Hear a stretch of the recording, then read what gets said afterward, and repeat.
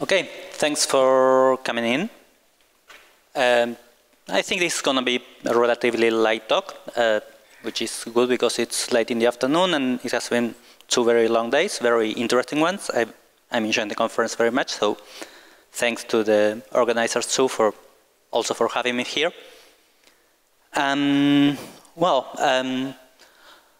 From what I've heard around, let me. Work better.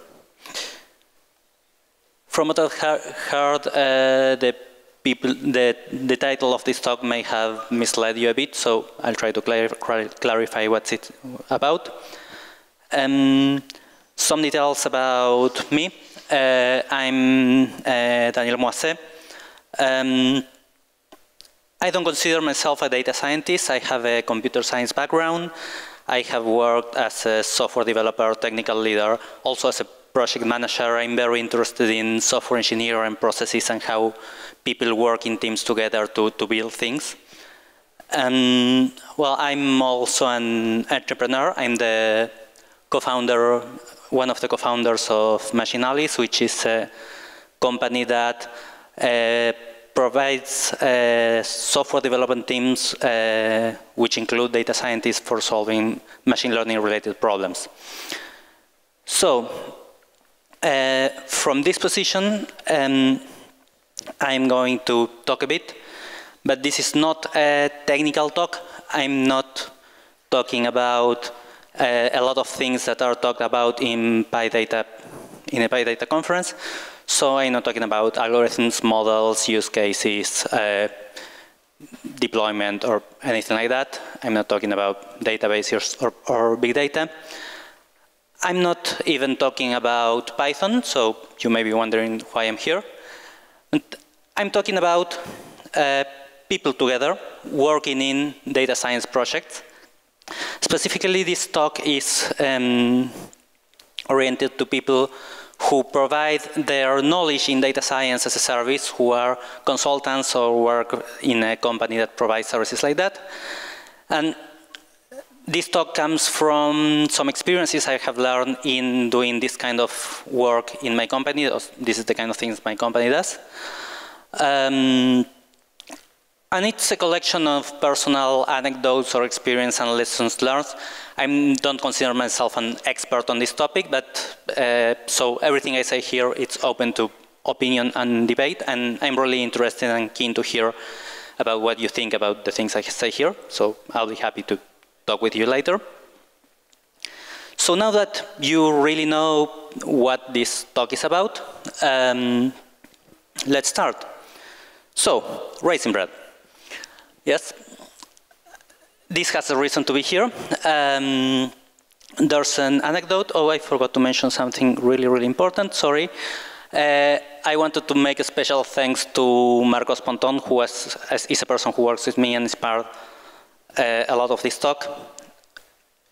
And he has to do something with the Raisin Bread here. This comes from an anecdote where Marcos was talking with actually Peter Norvig, and they were meeting each other, and he was talking about what our company does. And he was saying, yes, we are a machine learning company, but it always sounds a little strange to say we are a company doing machine learning on data science, because a lot of the work that one has to do is not about the machine learning or the data science itself. Perhaps that's 20 or 30% of the work of delivering a product and getting to production and delivering a service.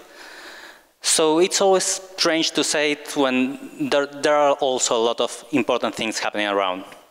And what Peter Norvig answered was a quote from a friend who I don't really know who he is, which said that, well, machine learning, or I'll use machine learning and data science interchangeable here. They're not the same, but we do machine learning, but this also applies to a lot of data science things. It's like raisins on a raisin bread, so you need the bread to have something relevant. You can eat the raisins alone, but it does make less sense. You add a few raisins, and you have something more special or different or unique. So I like this analogy a lot, even if I don't know where it comes from. So the first thing that you need to do when you're providing this kind of services is asking yourself, who are you providing it to? So there are a few typical cases. There are much more different cases than this, but I'll highlight the two more frequent ones, at least in my experience. So there are like larger companies that have a live product, they are collecting data, but they don't have a specific data science department, at least yet. And so they're looking for an expert, or they're looking for additional people to help them. And they're saying, well, we need more raisins for our bread that we already have. Or other quite different case is working with small startups that they don't have anything working yet, or they have just a prototype, but it's not production ready, and they really want to get everything running, and perhaps machine learning is not part of that MVP, or a very, very small part of that MVP, but they know that they will have to add it later. And when you're working with one of these organizations, the first question that you have to ask yourself is if they really need this, because as you know, raisins, some people love them, some people hate them, but there are a lot of people who actually don't know if they love it or hate them, especially when they don't know exactly what it is about. And it's very important to identify when the other person doesn't actually need a solution in this area, and being honest, because that's a form of adding value. And as a consulting service, it's a practice of this profession is that you have to say yes to everything somehow, and that's an inclination. But in this case, you're being more helpful by saying no, and being helpful with the people you work with, or in many cases, this may mean that you won't end up working with these people. Always come back in some way, so it's good to be helpful. As you can see, I'm very good at attributing quotes. So I'll talk about 3 different things. One is about things that you have to do in the communication with your customer. Also about how some practices while providing the service. And also about some practices while working as a team with other people, which may not be data scientists. This first part is quite boring because I will tell you things that you already know, and I won't have to convince you because you will all agree, and I'm preaching to the choir here. Actually, I'm putting this here because the important thing of this part is that even if this seems very, very obvious to you, it's something that you have to tell your customer, because your customer may not come from the same area, and these things are not obvious for them. So let me give you some examples.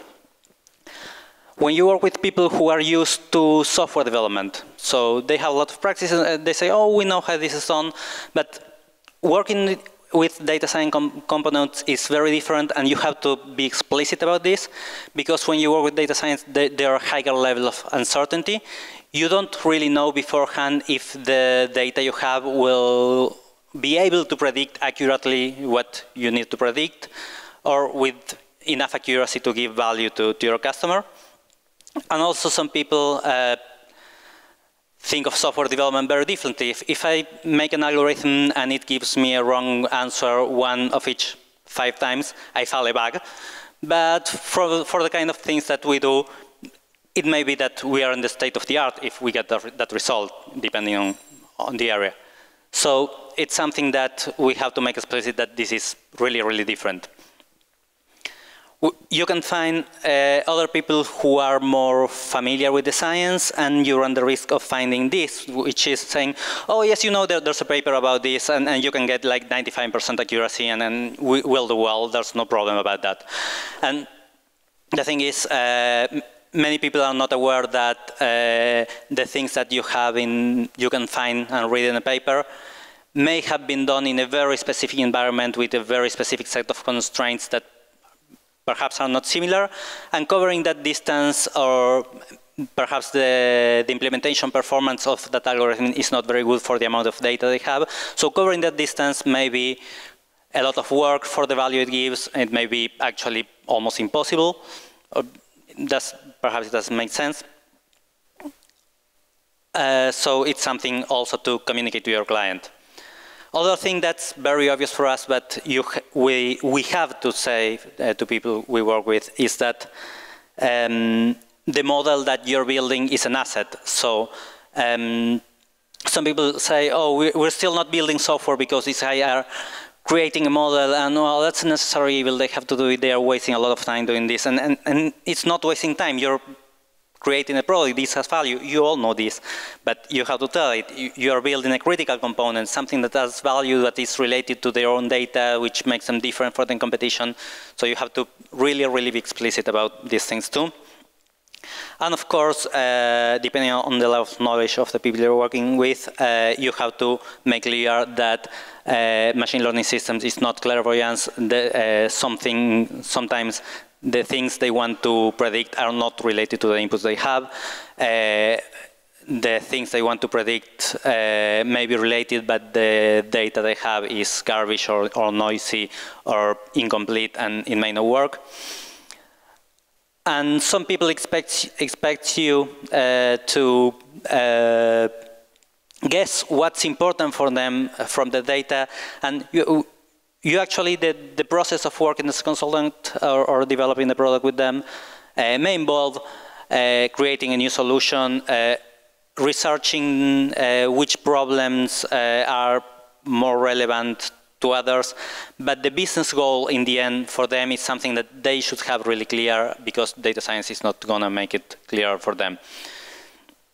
So that's something that you have to also make explicit and set clear expectations. Setting a reasonable level of expectations in all these things with the customer beforehand makes all the rest of the process much easier, and you won't be ended up providing something that costs you a lot of effort and actually makes your customer unhappy about it. And in the end, well, of course, if you want to present proposals, the previous proposal to the project or proposal to changes during the project, adding visualization always helps. It's a very good way to communicate. For these kind of things that are not going to end, where the visualization is not your end product, you can be minimalistic and use a simple visualization tool or prod tool. You don't have to get very, very fancy unless your company specializes in delivering visualization. But it's just a way to help and ease the communication. So let's talk about the provision of the service. One of the most important things for the people working on this and for the data scientists to realize that I've seen that it's a problem and that we have to fight with at some level is that to make very sure that the service and the business value that you are providing is the end, and data science is just another means to it. So it's very, why I'm saying this, it sounds obvious, but it's very easy to fall in love with the challenge. The thing about this is that working with data is always very, very fun. So we tend to dig deep into a problem and say, oh, we can try this other model that I read about, and then we can perhaps try tuning these other all these parameters and improving 0.1% my accuracy. And you have to ask yourself, is that 0.1% does actually deliver value to the customer and does actually deliver enough value to justify the work you're putting into that? Because in some cases it actually does. If the thing that you're doing impacts, for example, directly in the sales level of a retail customer, they probably will want it. But if it's an usability increase in their customer support, and that's not the important part of the business or the critical path of the business, just having something simple and out of the box may be enough. So you should always try, especially for non-critical things, to apply something out of the box, a standard classifier from scikit-learn, plug in the data, get a result a bit above the baseline. Is that good enough? It is not. You should actually ask yourself those things. Something that also helps a lot while working is, especially if you can do it before starting the process or at the very beginning of the process to reduce risk, is that you should look at the object of analysis, typically the data, before starting work, and check that it has a size that you can manage, that they have it available and in a representation that you can use. And you can make quick checks. Of course, you will not do all the work beforehand, but very good checks like plotting a histogram of the target value and see if the numbers and the distribution that you see makes sense or not for the expectations that you have. And also the expectation that the product owner, the person which is in some way is probably a domain expert and works for your customer, because you probably will have some assumptions, you will find some things on the data, and the product owner will have some assumptions or guesses of what you could or could not find on the data. And you have to check all this between each other and see if they match, and if they don't, if they match, everything goes well. If they don't, it's time to validate. It's not, some people think, oh, the user is wrong, I have the data to support it, but perhaps the data is biased, noisy, well, badly collected, it has any kind of problems. So it's an important part of the learning to figure out if the other person's assumptions are wrong, if the data is wrong, or your assumptions are wrong. So it's also important to get to a level of dialogue with the other person where you are actively trying to learn about their business, to learn about their problems, and you actually are helping them to learn about what you're doing on the data science side of your work. Also, it's important to notice that in most cases, a part of your service that may be very large or not is not data science. So you will have software development and operations and perhaps user experience designs and other things that are involved in the product. And you have to use the right people and tools in each area. So it's better to have ops people doing deployments and software developers doing software development. And perhaps, and possible, you will have different tools and processes for each part of this. So the software development team will probably want to use your favorite process, like let's say we use some form of Agile or extreme programming or Scrum and Jira to manage tickets. And the data science team may not necessarily need to use the same process because they doesn't work the same way, and the designers don't need to work the same way. So you'll have to figure out different processes and not have each part of the team trying to enforce their best practices on one another. I'll talk a bit more about this later.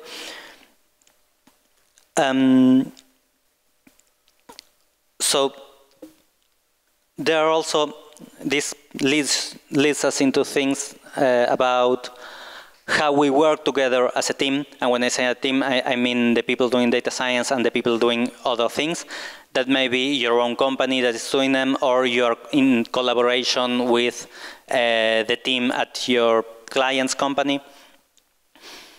And there are important things that we have learned that you should do in those situations, which include sharing information, be very clear about what you have learned with all the people involved, not only the people doing data science, because I found examples where people in the DS team have said, okay, yes, we actually thought this variable was going to be important, but it actually isn't, it has nothing to do.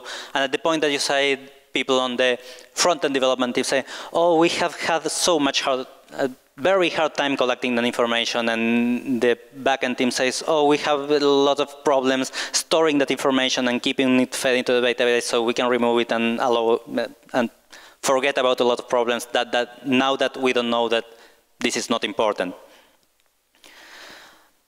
You don't only have to share those things that you know, but you also have to share those things that you don't know. So there are a lot of people working together. Each has a lot of milestone and deadlines. These are not evil management things, but these are social contracts between people working together that can help you achieve a goal.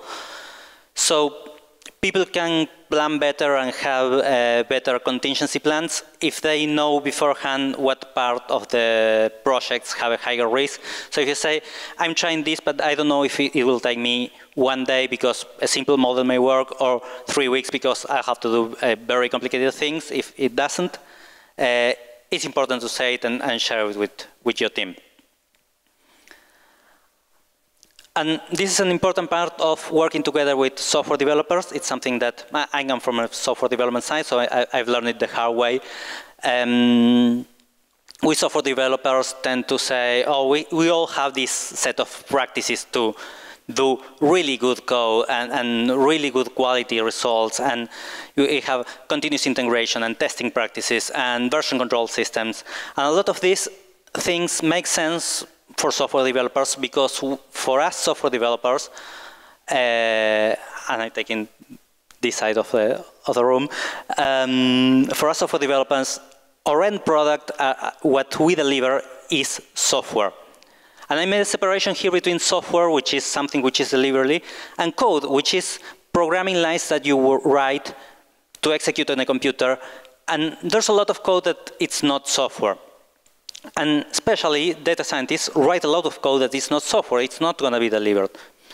It's just something that you run to get an insight or answer a question about the data, about the model, or it's something that you run to get a model.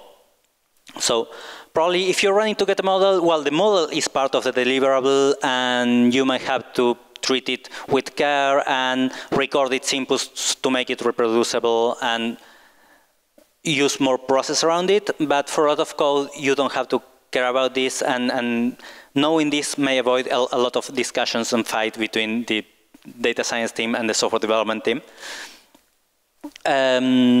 So it's important to ask yourself, is this software that I deliver, or is it just code that I'm writing? So, as I mentioned at the beginning of the talk, this is not something that is finished and solved. There was a very interesting discussion 2 weeks ago at the PyData London conference.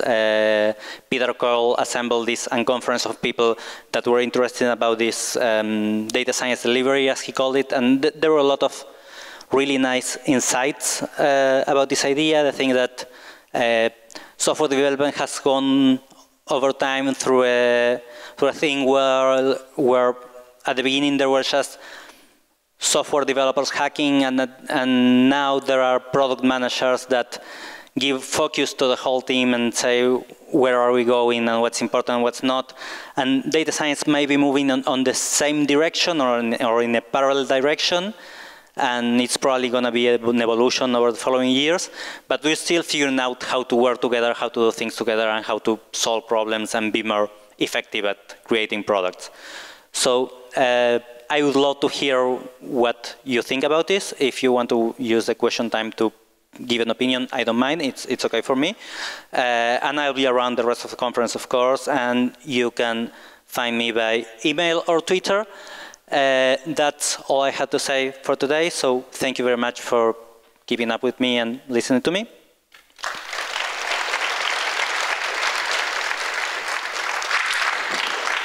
Thank you, Daniel. Now, do we have any questions?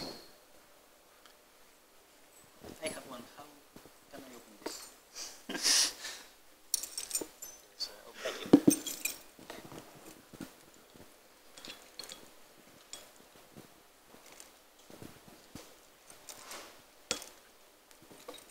Thank you for the thank you for the talk. I just wanted to comment on the distinction between code and software, because I heavily disagree. Because the thing is, it's fine if you're by yourself to write shitty code, but as soon as you're in a team and you need to work with other people, it's very important to write properly structured code, even though it's not software, because otherwise other people won't be able to contribute.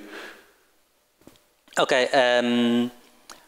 When you're working together, yes, you have to be at the quality level that it allows you to solve that problem and work together. Yeah, I agree in that sense. I was thinking more about a lot of practices and processes that are added to software development that may not be as important, especially if the important thing is that is this piece of programming lines will be used after it is run, or I just care about the result? Is it just a notebook and I care about the plot to see, oh, this is a linear relationship or not? Because in that sense, yes, you might have to reuse it, but you can add a lot of overhead that's not worth the value for a small snippet, and so you have to be at least aware of that and make a conscious decision, not add process just for the sake of adding process, but add process because it's relevant. And there are cases that are relevant if you're collaborating on a large team and sharing this code. It's important, for example, for it to be readable, of course. I'm really happy that, first, thanks for your talk. It's a topic that really interests me, and I'm happy that we're having these conversations about this, because I'm also talking in EuroPython about something along these lines, because it's something I've suffered. So I'm like a trained software developer, and I move into the data processing kind of field. And it's an issue sometimes when you have to work with people coming with a PhD in mathematics. I'm nothing against mathematicians or PhD. They're really smart people that know about other things. So it's but okay. Yeah, exactly. So software developers tend to worry about delivery, and they are basically just want to sort of code the algorithm and machine learning and whatnot, and there's a clashes there. So my question is, like, do you think that we should force them to learn our processes as a software developers, or should we try to kind of like allow them to work in sort of pairs and sort of like try to communicate? What is your take on that, and what is the best strategy to sort of like get a middle ground, or in your experience or your point of view?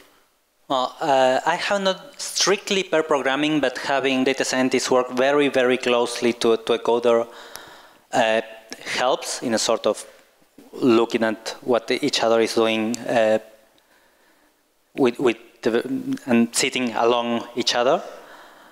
I don't think we should force the software development processes into data scientists, because the way they work, I've learned this, as I mentioned, the hard way. Their work is different, and they need to standardize perhaps all the different things. Perhaps there's a good process, but it's not the same one. And for me, I think this is an open question. We have tried some things that work better or not, as this example I gave you. But it's not something that I can give you a solution. I'd love to hear about the solution for this also. But it's a thing that we have to be explicitly thinking about, in my opinion, at least. Hi, great talk, thank you. My company has a team of 8 people, of which only 1 is a data scientist. Is that a typical ratio, do you think? Well, you should do a sample and try it. For me, it's a slightly low ratio, but we are a company which provides data science services, so that may be different from your needs. So it depends a lot on what you're doing and how important is that on your business.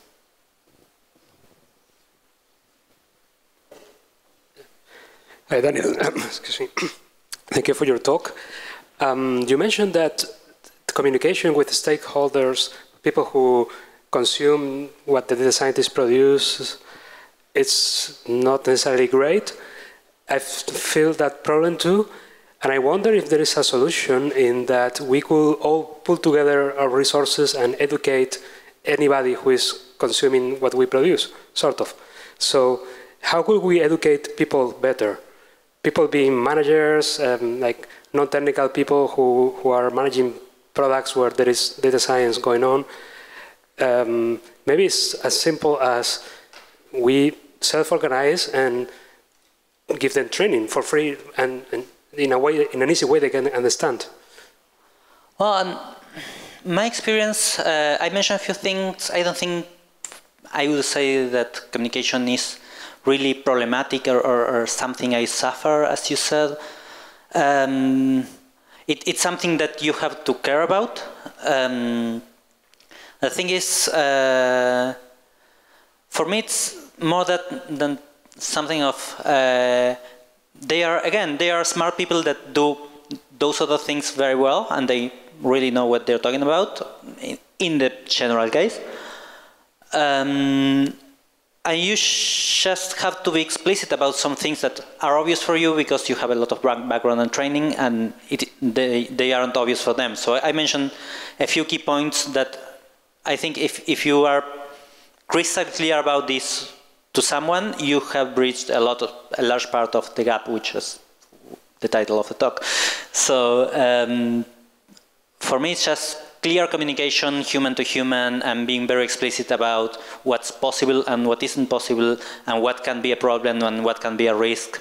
And also learning a bit about management language. So if you start talking about risk analysis in some circles, you will get a much better response than if you talk about accuracy or precision and recall of a classifier. So you also have to adapt your language to the other person. That's general communication skills, nothing specific.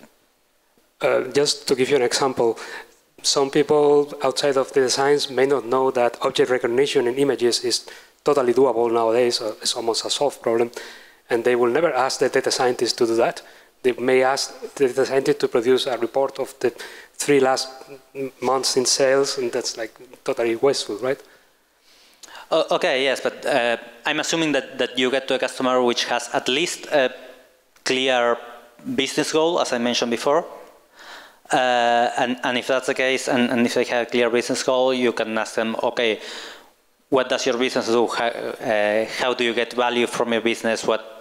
What's involved in that? And if at some point of that you realize that object recognition may add value to the system or to the business, yes, it's your job to suggest it, and say it, and explain how and why you think that it may add value and how it will add value to them. Okay. One question. Thank you, Daniel. You said data science to service. What about data science as a service? Which kind of SLA, so service level agreements, do you deliver to your customer? What are the metrics and how you measure it with the customer? Because this is very business driven and with value. I think this is a kind of service product. Yeah? And maybe you can comment on this also. Yes, that's an interesting question. I actually had some thoughts about that, and I think I forgot to put them on the slides. But providing us a service level agreement beforehand, for most cases, is quite complicated, but something that I think it should be very clear in the communication and in the contract or the agreement that you do is what are the key metrics and what you are improving on. So I will use this indicator, and at that point you may have to educate the other person a bit about why you're measuring this and why this measure is important, and what is a baseline value for that, for example, and where do you plan to get from that. And it's important to also try to map somehow this indicator, because, okay, I can classify images with 95% accuracy, that this will mean, I don't know, and improve on your recommendation system, which in turn will improve your sales by 2%, and they can figure out if that value proposition makes sense for them or not. And also, I think it can be 95%, but your domain is different to other things, so it can go as low as 90 or 80, and take in consideration that that's a possibility and a risk.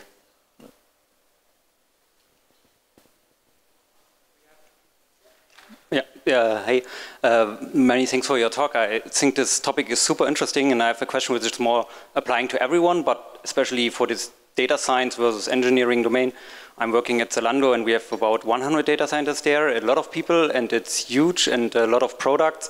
And what I experience often, and this is my question, is would you say that like a topic like emotional intelligence is something very important and upcoming for data scientists? I'm not saying that people are not intelligent, but listening a stakeholder, anticipating his problem, and then not listening to give an answer, but listening in order to understand, right, is an important attitude, and also for product managers, because otherwise you could end up sitting in front of a neural network expert who gives you a completely different solution, or maybe a solution where he thinks it could also be possible to write a publication or something like that.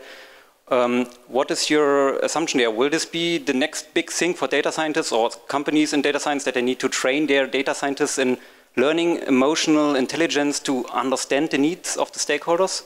Is this something important? Okay, it's interesting, your idea. I think emotional intelligence is important. As I mentioned before, well, this ends here. Be careful. Emotional intelligence is important, but as I mentioned before, it's important also to have a team where different people, each one knows how to do their thing. So I don't think that every data scientist need to be very good at this. It's important on a team to have one person that is good at this.